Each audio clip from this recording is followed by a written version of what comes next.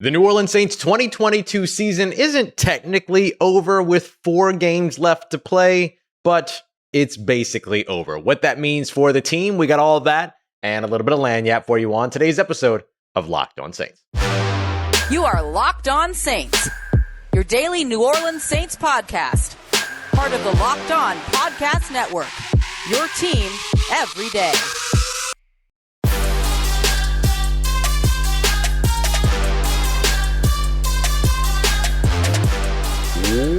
What is good, Who Dat Nation and Who Dat family? Welcome into another episode of Locked On Saints, your daily podcast covering your favorite team, the New Orleans Saints. Part of Locked On Podcast Network, your team every day. Thanks so much as always, making Locked On Saints your first listen of the day every day. Don't forget we're free and available on all podcast apps and on YouTube as well. I'm your host, Ross Jackson, at Ross Jackson Nola on Twitter, your New Orleans Saints expert, credential member of the media, CrescentCitySports.com, USA Today's Saints Wire, Tuesdays over on Locked On NFL, and here with you every single Monday through Friday on Locked On Saints. And today's episode of Locked On Saints brought to you by our friends over at Bet Online, your number one source for all of your sports wagering needs. More odds, lines, and props than ever before. Check them out today, Bet Online, where the game starts. On today's episode, we're going to go through a couple of different things because 90% just simply was not good enough for the New Orleans Saints. That's a number that you're looking at in terms of the number of times that the New Orleans Saints defense played well versus the 2 drives at the end of the game. What happened and why it wasn't enough. We'll break that down. We're also going to take a look at losing games that you probably should have won because everything around this game from an analytics standpoint, from a statistical standpoint, says the New Orleans Saints should have won it, but Tom Brady.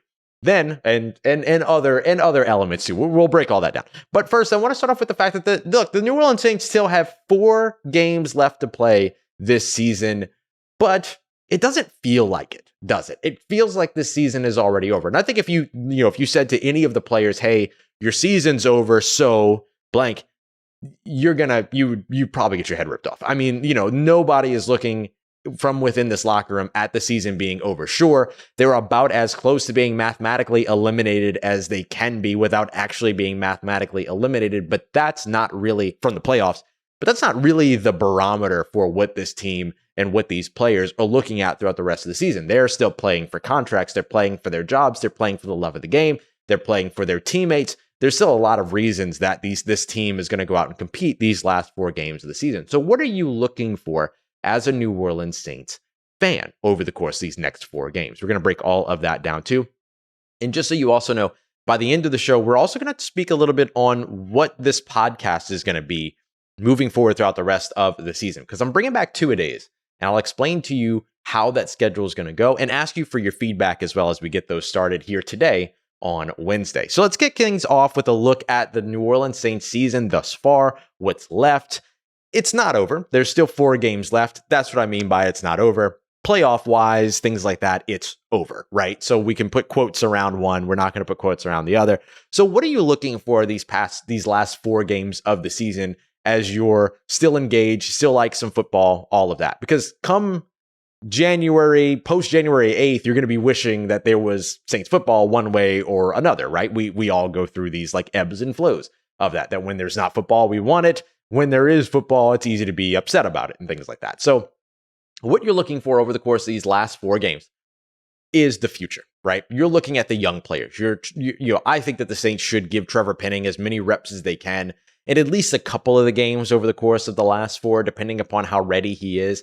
I think you give him a lot of reps. I think you continue to look at guys like Paulson Adebo and Alontae Taylor so that next season, week 1, you know who's starting opposite Marshawn Lattimore. Maybe that means getting Marshawn Lattimore back after the bye week could be nice, and then pairing up Paulson Adebo for 2 games, pairing up Alontae Taylor for 2 games, just so you have some of that sort of evaluation to go into in 2022 or 2023, going into the offseason. But I also think there were kind of bigger things that you're watching.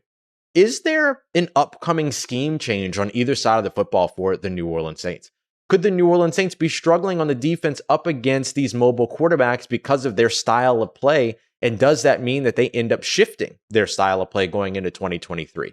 Does the New Orleans Saints offense that has sort of tried to keep the Sean Payton playbook, but with a couple of stamps of individuality here and there, does that end up being something that the Saints rethink to where they either look at, okay, what's it like if we go an entirely different direction over on the offensive side? I don't think you can do that in the last 4 games of the season, but you can make some considerable changes over the course of the bye week and kind of get a little bit of a different flavor involved in there that might lay the foundation for how you adjust things moving forward to 2023. I don't think that at this point in the season, with there being 4 games left, that you're really looking at upsetting a bunch of things. Dennis Allen kind of said that too, that, they played 13 games already. There's 4 games left in the season. Now is not really the time that they're going to look and say, okay, now let's change things up.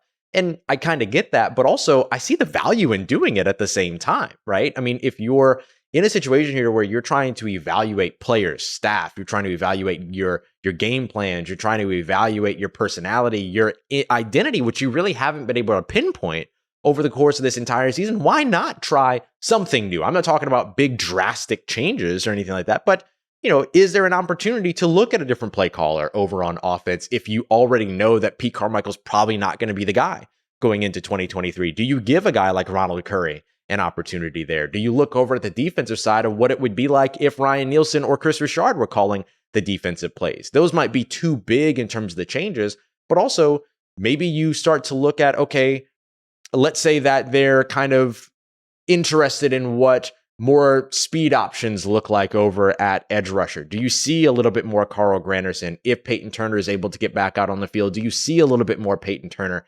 And, do you see them kind of adjust the way that they rush the passers based on like what they did against the Los Angeles Rams, for instance, right? So you can do that with the same personnel. You can do that with Marcus Davenport. You can do that with Cam Jordan as well. So you can kind of adjust some of those things. Do you see what happens if you go to more base packages against what is becoming a more and more run heavy and run reliant NFL as opposed to the smaller nickel packages?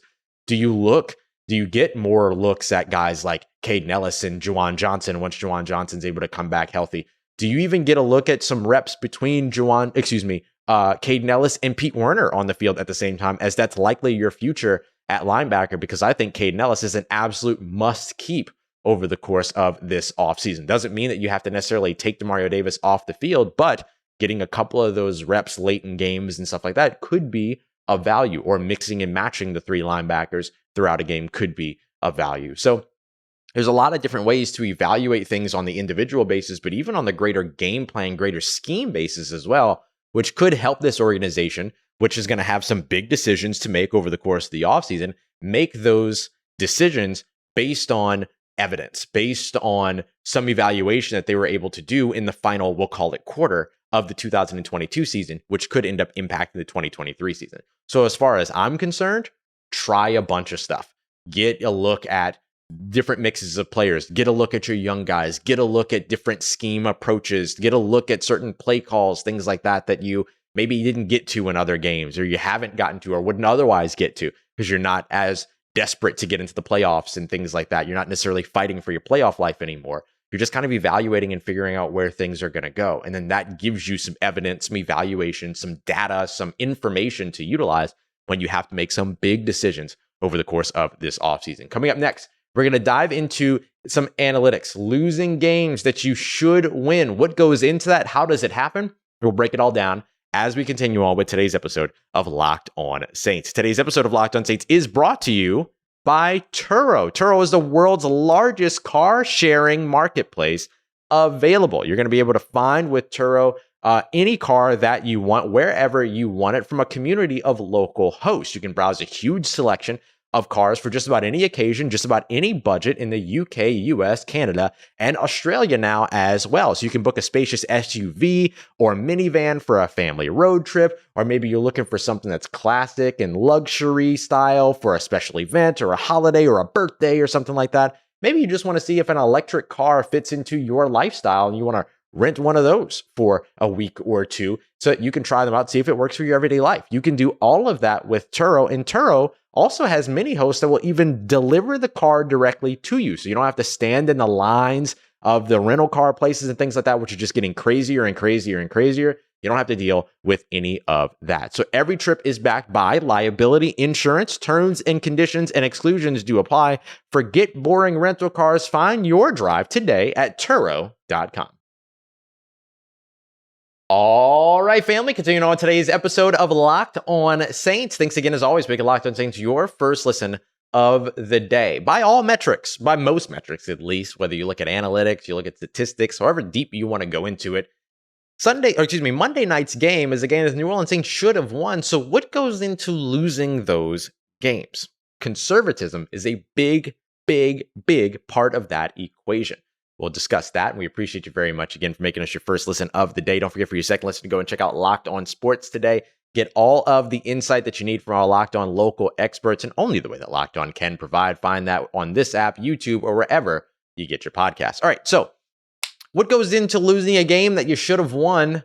I think conservatism plays a big role in it. Now, don't get all up in arms and start raising your pitchforks at me. I'm talking about being conservative on the football field, and all that I mean by that is the types of decisions that you make that define your comfortability with your lead or that define your ability to take a risk to extend it. The Saints, extremely conservative in trying to protect their lead Monday night, and that ended up biting them in the butt. You look back at the Las Vegas Raiders game, for instance, and so you made some of those decisions there. 4th and short, punts, 4th and short, field goals, things like that. Mike Triplett was tweeting about this from over at NewOrleans.football as well, that like a lot of the things that you've seen this season that are kind of negatively impacted, field goals within the 40, field goals on 4th and 1 or 2, punts on 4th and 1 or 2, punts in opposing territory beyond the 50, things like that. Those are decisions that you sometimes make because you're protecting a lead.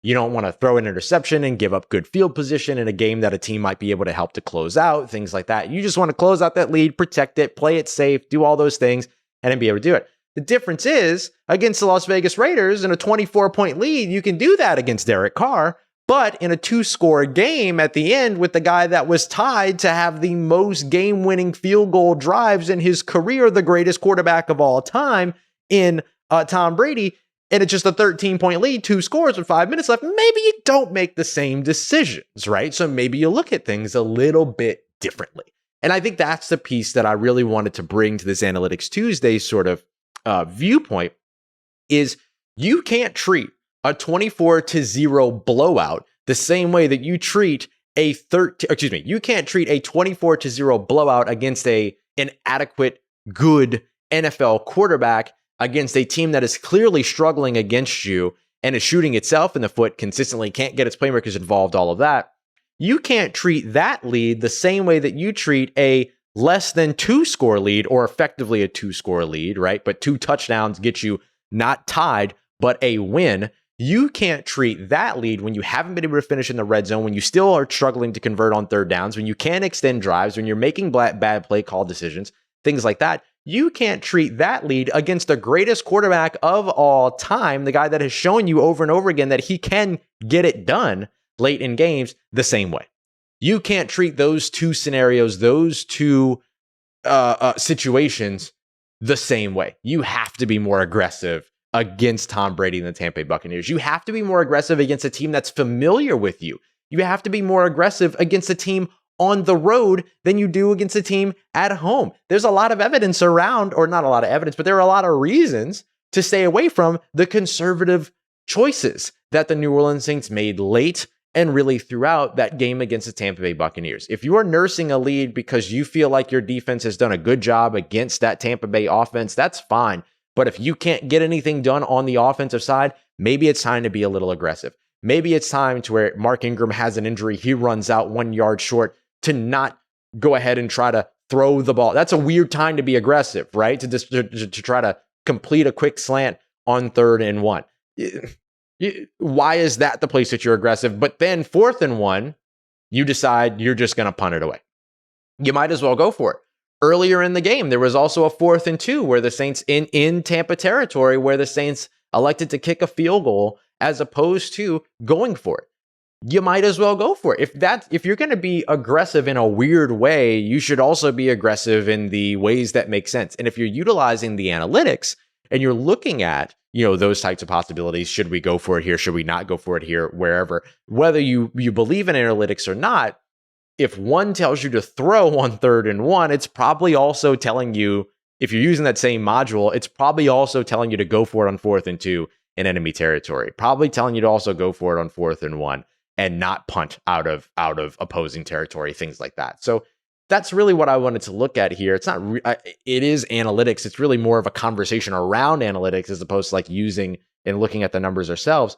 But it's just, it was something I was curious about. Like, what does that lead to? Well, what that leads to is something that Sean Payton had only seen 4 times in his several games over the course of his career. And I want to shout out Felton, who sent me these statistics. Sean Payton, 47-4 in games since 2006. That leaves out 2012, and that also removes the 9-0 win that Dennis Allen coached against Tampa Bay Buccaneers in Tampa, in which you have a turnover differential of 2 or more in your favor, right? In your favor. Dennis Allen now 1 of 1 with the New Orleans Saints. 1 in the game against Tampa Bay Buccaneers last year. That was the win, 9-0. 1 in terms of the loss column this Monday night. And one of the big differences was how that team approached those short yardage situations and chose whether or not they wanted to be aggressive or whether or not they wanted to be conservative. You saw a game plan that was overall conservative last year against Tampa Bay Buccaneers, which really focused on ball control, things like that, but that had elements of the aggressive nature that you missed and didn't have in this past game. Doing things like still coming up empty in the red zone, doing things like kicking those field goals, right? Taking those points, all of those things.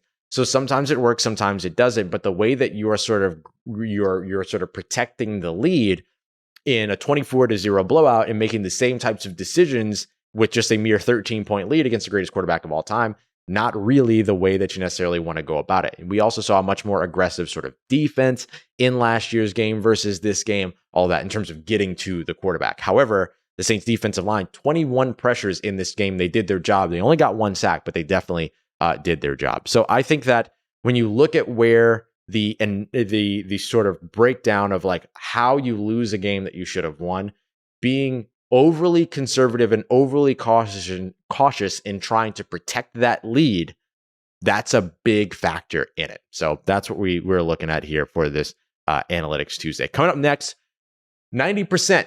Not good enough. We'll continue our analytics by looking at I keep calling it Analytics Tuesday. It's Wednesday, but we're folding Analytics Tuesday over because of the Monday night game. You get it.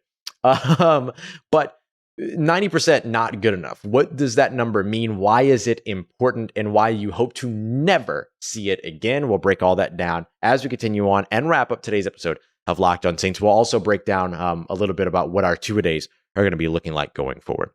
Today's episode of Locked On Saints brought to you by our friends over at Bet Online, your number one source for all of your sports wagering needs. They've got more odds, lines, and props than ever before. You can catch all the odds, the latest trends around every professional and amateur league that are out there, from football to basketball, soccer to esports. They've got everything that you need over at betonline.net. And if you're looking for sports podcasts beyond ours here over at Locked On, make sure you go ahead and check out Bet Online as well, keeping you up to date with everything you need to know around those trends and action.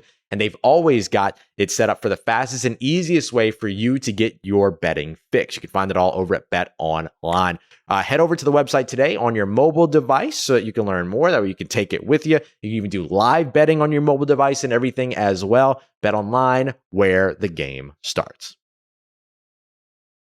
Let's get it, Who Dat Nation. Wrapping up today's episode of Locked On Saints with a percentage that you hope to never see again if you're a New Orleans Saints fan. And they both exist in the 90s, so I'm just calling it 90%. But really, you're looking at about 93% of the game in terms of game time, the New Orleans Saints, roughly, leading with that 13, or not just with the 13-point lead, but, keeping that Tampa Bay Buccaneers defense out of the end zone.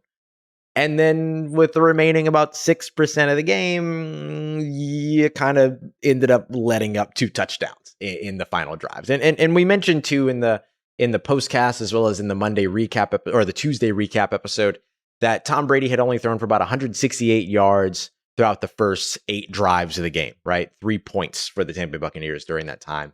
You look at the final 2 drives of the game, 118, 112 yards, somewhere around there, and ended up with 2 touchdowns, 14 points on the board. So from a drive-by-drive perspective, you're looking at 80% of the time. Saints defense was doing exactly what it needed to do in limiting that Tampa Bay offense. The Saints offense was doing what it needed to do, at least enough to be able to continue to build the lead there, even though it was kind of 3 points at a time, building the lead there. We saw a similar sort of situation again in that game, which was Dennis Allen led last year in the 9-0 victory, where you got the 3 field goals and the defense was able to play out 100% of that game. But you're not going to be able to do that every single time, not against Tom Brady, not against a team that's familiar with you, and not against a team that is fighting for its own life as well, just like you are. And so you look at sort of that 90 to 80% of gameplay, 94 to 80% of gameplay, depending on if you're looking at game time or if you're looking at drives, and those things just aren't full enough. The number you want to see week in and week out is 100%. 100% of the time, you're keeping this offense limited in some way. It doesn't mean you don't let up a score here and there and all that, but you don't go from 0 to 100 in the worst way possible, right? And that's kind of what happened with the New Orleans Saints. And that's why they ended up losing this game. We talk about sort of like what goes into losing a game that you should win. That's a big part of it. And, look, make no mistake about it. This was a game that many people expected the New Orleans Saints to lose, that I picked the Saints to lose by 1 point by a score of 20 to 21. It ended up being by 1 point, but 16 to 17.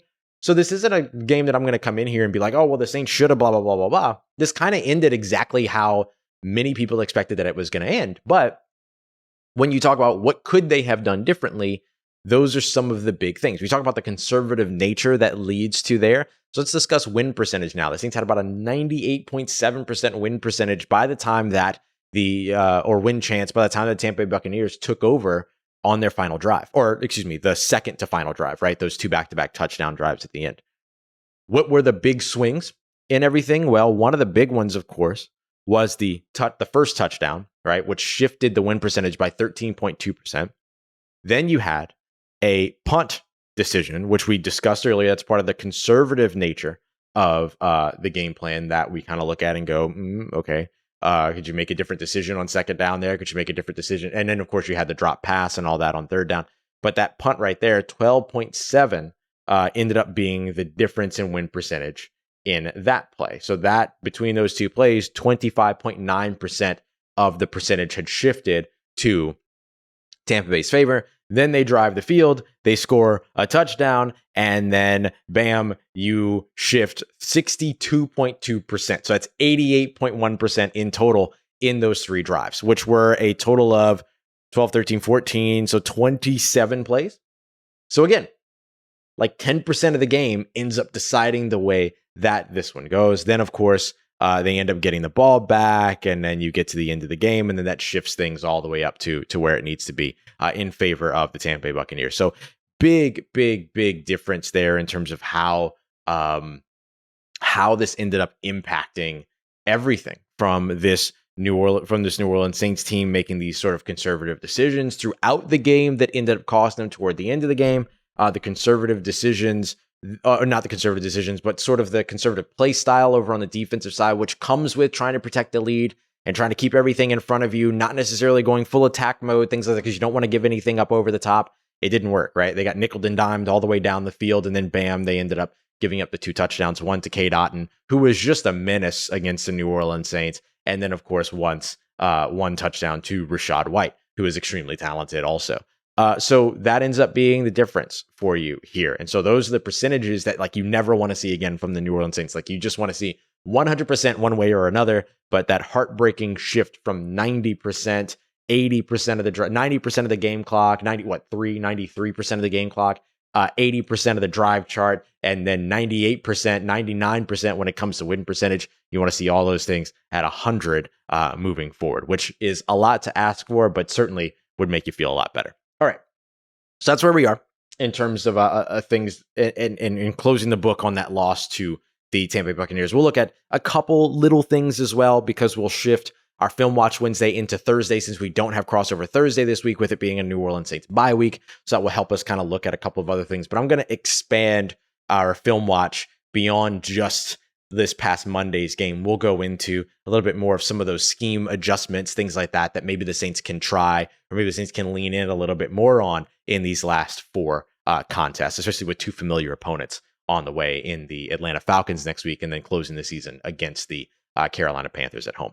So let's discuss really quickly what our plan is here on Locked On Saints throughout the rest of the season. I had a notebook. I don't have it with me anymore, but it's okay. I also type things, so I'm going to be able to pull it up here. So one of the things that I mentioned here recently is that I didn't want to completely bail on discussing the season as it's going, right? Still want to break down the games that are being played. We have football. We're lucky to have football. Want to talk about football. But I do want to start looking toward the future for you as well. So we're going to do that by going 2 episodes a day. Again, we're bringing back 2 a day. So I told you I was going to find an excuse to do it eventually. Found it. Okay. So Mondays, you already get 2 episodes usually on Mondays anyway because of the postcast as well as the full recap. So what I'll do there is shift the second and third segments of the full recap to looking at what the New Orleans Saints need to do moving ahead throughout the rest of the season. So we'll have a bit of a future trajectory there. I usually always do that at the end of the show, the final part of the show. Now we'll make that the final 2/3 of those shows. But on Tuesdays, what we'll dive into a little bit more, we'll have Analytics Tuesday, but we'll also go into mock drafts. Mock drafts will eventually move to Mock Draft Monday. I know I'm a fan of alliteration too, but for right now, we'll do those on Monday. So we'll start to look at who are some of the prospects that the Saints could be looking at in the second round, but we'll also take a look at some of the places that they could potentially land in the first round if they get a first round pick back from a potential Sean Payton trade. So we'll look at where the Chargers pick in the first round, what that could look like, where the Denver Broncos pick in the first round, where I don't know, I'll throw in one more in there. Let's just say the Arizona Cardinals, where they pick in the first round, what that could mean. So we'll break those down on Tuesdays. On Wednesday, we'll double up Film Watch Wednesday as usual, but we'll go into some of the biggest questions and storylines. Here's the first place I can use your help.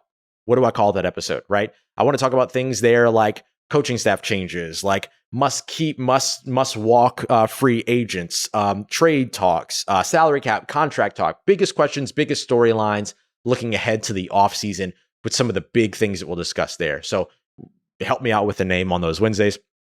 Thursdays, we'll double up Crossover Thursday with draft profiles. So that's where we'll focus on 1 to 3 draft eligible players, draft prospects, and how they could fit in with the New Orleans Saints. I'll tell you more about how you can help me with that. And then similarly on Fridays, we'll have Game Plan Friday, which we always do, but then also go into draft profiles as well. So for those draft profiles, just like with we'll go into free agent profiles. So just like with the draft profiles, we'll go to 1 to 3 free agents and how they could potentially fit with the New Orleans Saints over the course of the offseason. That could be in-house. That could be outside as well. So like, what's the future of Deontay Hardy? Should the Saints go after Tyler Huntley? That kind of stuff, which would be tough because he's a restricted free agent, but you know what I mean. The next piece here is how you can help me, how I want you to be involved. So on Mondays and Tuesdays, I'll try to remember to ask, but on Mondays and Tuesdays, start sending me draft prospects that I can look at before the Thursday episodes. That way I can do the film grind and all that stuff before I just come out here and start like telling you stuff. So give me a little bit of lead time on that Mondays, Tuesdays. Tell me which draft prospects you want to talk. You can bring up the same ones over and over again. I can always go back and dig a little bit deeper into the specific elements of a player's game, stuff like that. And then, of course, if I don't talk about them the first week, I might talk about them the second week, all that. Second piece is on Wednesdays and Thursdays. Same idea, but with free agents. Send me the free agents you want to hear about. And then Friday shows. And then over the weekends, I would love for you to let me know your biggest questions about the Saints' future. So when I mention these being on like Mondays and Tuesdays, this just helps me filter stuff out on Twitter, helps me know which YouTube shows to look at in terms of the comments and stuff like that. So just help me out with these as well. If you've got thoughts, feedback, if you hate it, if you love it, let me know in terms of what the schedule is for the rest of the season moving ahead. And I'll honestly just try to keep 2-a-days going throughout the offseason as well, with like live shows during the day and then a pre-recorded episode at night like we did during training camp. So those are my ideas. Let me know what you think. Send me some feedback. We're starting it today, one way or another. So coming up later on today, we'll dive into some draft prospects that you should be not draft prospects. Sorry, it's Wednesday. So today, we'll double up today's episode by looking at some of those big question marks. We'll take a look at some of the big decisions the Saints are going to have to make over the offseason. Coaching staff, right? We'll talk about Dennis Allen. We'll talk about Pete Carmichael, of course. But we're also going to break down more in terms of players. Tyrann Mathieu. What happens with him going into 2023? Cameron Jordan, what happens with him and some of the other veterans going into 2023? And I'll tell you why the Saints should do everything they can, by the way, to keep Cam Jordan in the building. We're going to break all that down in our next episode of Locked On Saints. As always, y'all, I appreciate you so much for making me a part of your day and for making us your first listen of the day. For your second listen, go and check out Locked On Sports today. Get everything you need to know around the world of sports. Appreciate you making us a part of your day, part of your routine, for saying yes to me and the show. As always, if you see me, say hi. And if you need anything else around your New Orleans Saints in between these episodes, Make sure you follow me on Twitter at Ross Jackson, NOLA. Hit me up. Let me know how the family's doing. Let me know how you're living. Let me know how you're momming them. And trust Who Dat Nation. I'll holla at you.